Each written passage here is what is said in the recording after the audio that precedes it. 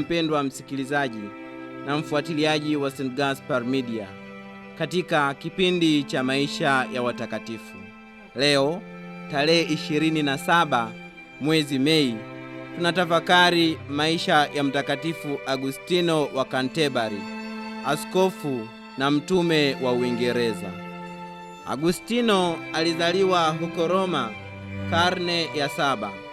Alijiunga na utawa wa Benediktini, akawa mkuu wa nyumba ya Benediktini ya Mtakatifu Andrea iliyokuwa juu ya kilima cha Koelini.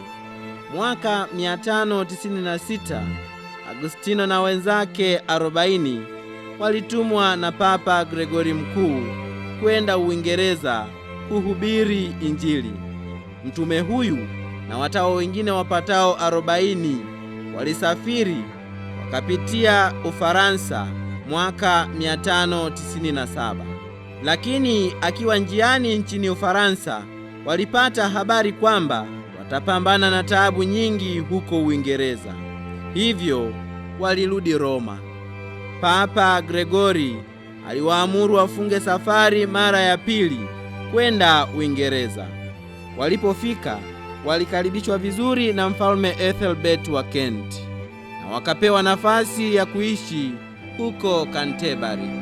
Mfalme huyu alishauriwa na mkewe Bertha ambaye aliisifu sana dini ya Wakristo. Ndiyo maana aliwaruhusu wakae naye na kuwapa kila kitu walichohitaji. Siku ya kwanza ya kukutana na mapadre wote wa Uingereza, walikwenda kwa mfalme wakichukua mbele yao msalaba wenye sanamu ya Yesu msulubiwa. Mfalme aliguswa sana na ujumbe huu wa Mtakatifu Agustino, hata aliwaruhusu wajenge kanisa huko Canterbury, mji mkuu wa nchi yake. Watu zaidi ya 10,000 walibatizwa siku ya Noeli.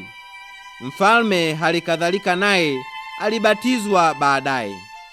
Agustino alikwenda Ufaransa, akapewa daraja ya uaskofu na askofu wa Arles, Mwasham Virgilius.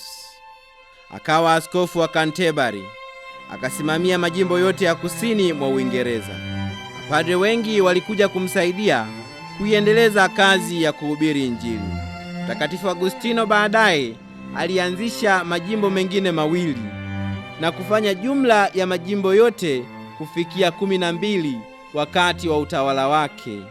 Askofu Agustino hakufanikiwa kufikia muafaka na maaskofu wenzake kuhusu tarehe rasmi ya kuadhimishwa sherehe za Pasaka.